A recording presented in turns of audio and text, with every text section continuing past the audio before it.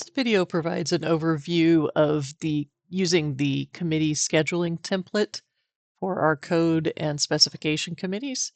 And this particular one is set up for codes that are on the cycle to be published in 2031. And this one has two tabs. One if your committee is planning an interim in 2028, and one if you go straight through the 6-year cycle and don't do the interim. So I'm going to start on the second one with no interim.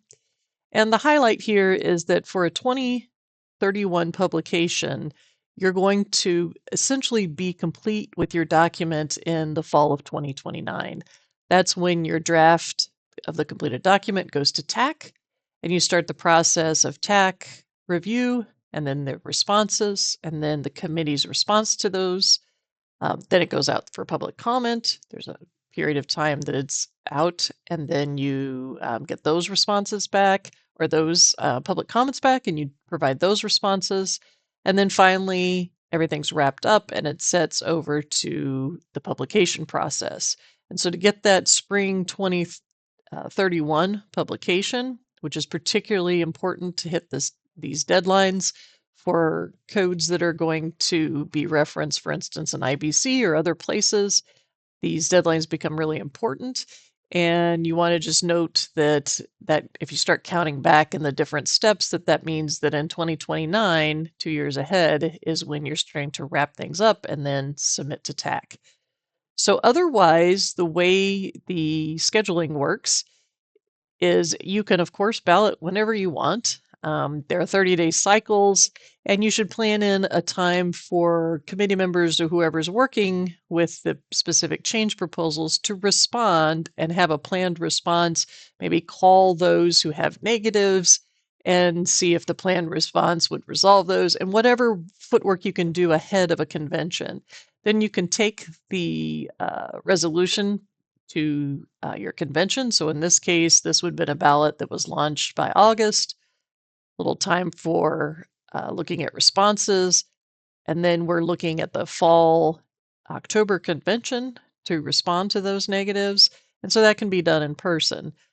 You also can add in, of course, a spring or summer ballot, and then you may want to have a virtual meeting for resolution of those, or you can wait and wrap that into one of the conventions.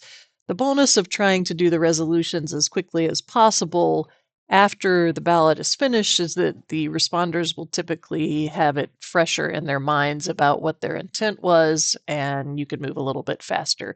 Organization is key as you look into these meetings where you're trying to go through and resolve all negatives and look at comments, etc. So this essentially sets you up with a series of letter ballots with your change proposals in them that would be resolved at conventions. And this one's set up with the dates we know for conventions coming up over the next several years so that you can target those appropriately. And of course, I've added here that this would be a place each summer where you could add in an additional ballot during that time.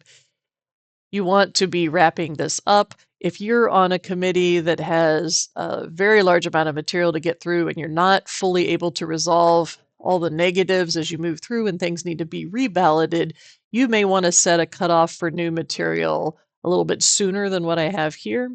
So I've set this dark blue is cleanup of the remaining items. No new material would be introduced into this ballot. You may want to set this back a couple months or more, maybe even a year, depending on the quantity of material you have to get through. So this just gives you an idea of how that 6-year cycle would pan out.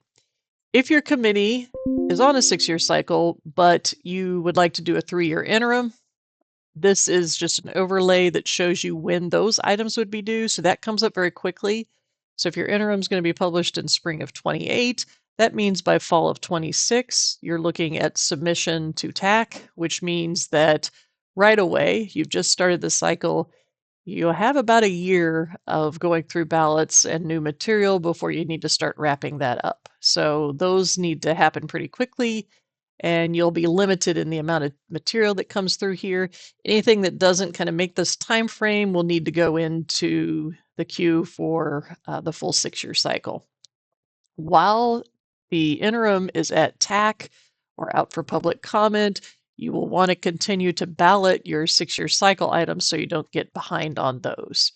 So this just provides an overview. These templates are available for you to use and customize for your committee.